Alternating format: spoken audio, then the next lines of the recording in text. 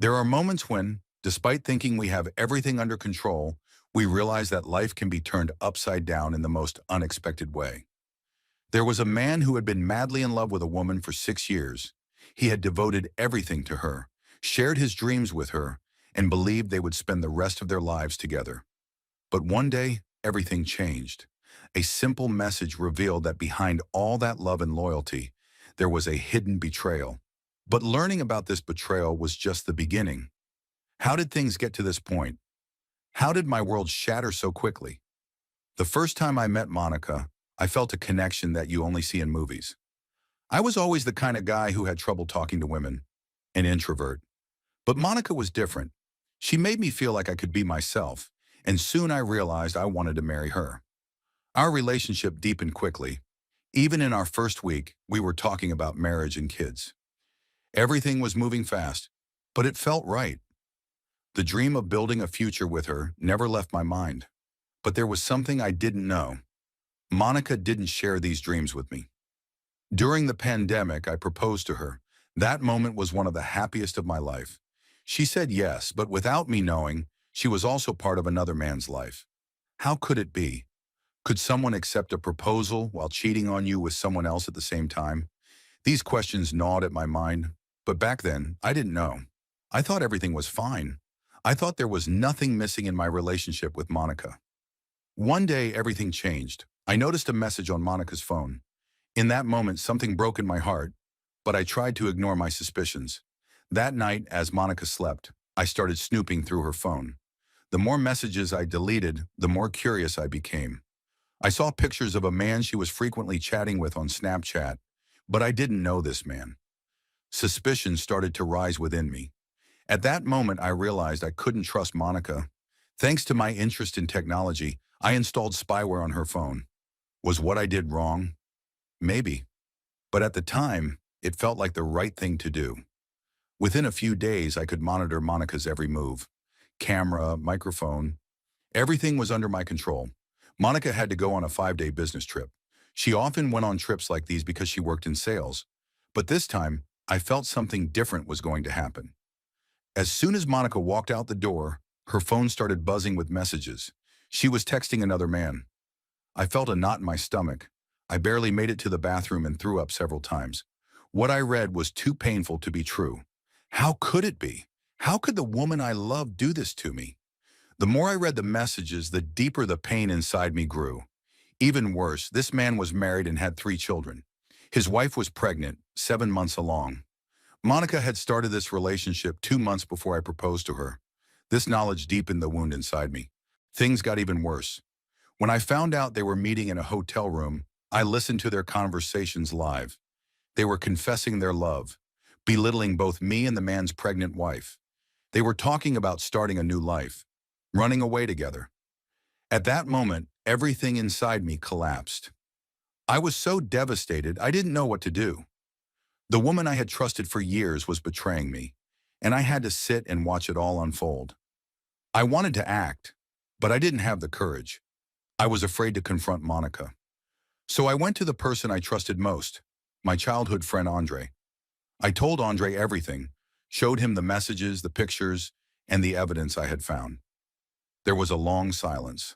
Finally, Andre said to me, "I can't tell you what to do, but this is your life, and you need to handle this in your own way." He then shared his own experience.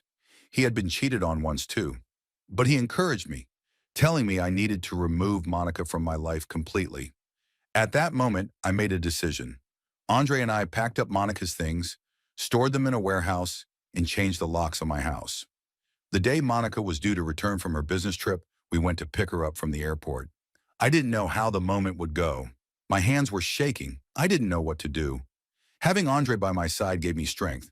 When Monica got into the car, her eyes were sparkling. She was smiling. But she noticed the blank expression on my face. I simply told her I wasn't feeling well. Andre, on the other hand, said, "We have a nice surprise for you," and we drove to Monica's parents' house. Monica's family welcomed us with smiles. Deep down, I wanted to apologize for bringing such devastation into their home. Everyone sat down and Monica took her place among her family. For a while, everyone was smiling, until the moment came for me to talk about the surprise. My heart was racing. I had to tell them everything, but my words got tangled and I completely forgot the speech I had planned. Only one sentence came out of my mouth. Monica cheated on me with a man who has children and a pregnant wife. There was a stunned silence in the room. Monica's family was in shock. I pulled out the key and, looking at Monica, said, "Your things are in storage. This is a farewell. Forever." Then I walked out of the room.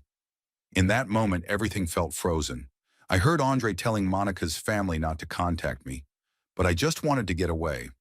Monica's family had always treated me well, and I didn't want to lose the respect I had for them, but this situation had left me no choice.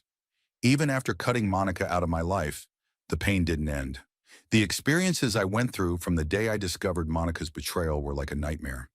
Every day, hearing her come to my door, apologizing for hours and begging me to take her back, became torture. But deep down, I still felt like I was madly in love with her. Still, I couldn't go back. I had to protect my dignity and self-respect. Everything was so devastating that sometimes I didn't know how I was going to get through it. Every day I woke up with a new wound, but Monica had to remain in my past. One day Monica's father came to my door. He had a box of beer in his hand and said he wanted to talk to me. I decided to go for a walk with him because I didn't want to have this conversation in my home. As we walked, he didn't pressure me to talk to his daughter, but he talked about the pain she was going through. This conversation disturbed me. It was as if he was somehow content with his daughter's suffering. Later, I realized he was actually regretting not raising her right. He said that Monica's mother had played a role in how she turned out because they never set any boundaries for her. After these events, I slowly started to recover. With Andre's support, I regained my self-worth. He kept telling me one thing: "This is an opportunity for you, a chance to rebuild your life." Those words were so true that they became a light for me during the darkest time of my life. I wasn't going to give in to Monica's attempts to reconcile. With Andre's help, I found the strength that had been hidden inside me. I had to start a new chapter in my life. A while later, I decided to confront Monica. I called her to a park. When I arrived, Monica was waiting for me, crying. We exchanged a few meaningless words, but something inside me had changed. My emotional connection with her was severed. Her betrayal had irrevocably distanced me from her. Her remorseful words no longer touched me. "I forgive you," I said. It was only a moment of relief for me. Forgiving her was necessary only to free myself. But I wasn't going to take her back because once trust is broken, it can never be regained. Even though Monica still wanted to reconcile, I made it clear to her that we had no future together. Continuing a relationship with her would only mean more pain for me. In those moments, I found peace within myself. I had finally realized my worth. All that was left was to make a fresh start in my life. After leaving the park that day, I made a decision. I wanted to adopt a cat. Andre had constantly been telling me, "It's time to take care of yourself." And this new beginning, maybe, could be with a cat. When I went to the shelter, a cat with bright eyes looked at me. At that moment, I decided to name him Shiny. Andre jokingly said, "Your spine is glowing, buddy," teasing me about my newfound confidence. And that cat became my companion in this new chapter of my life.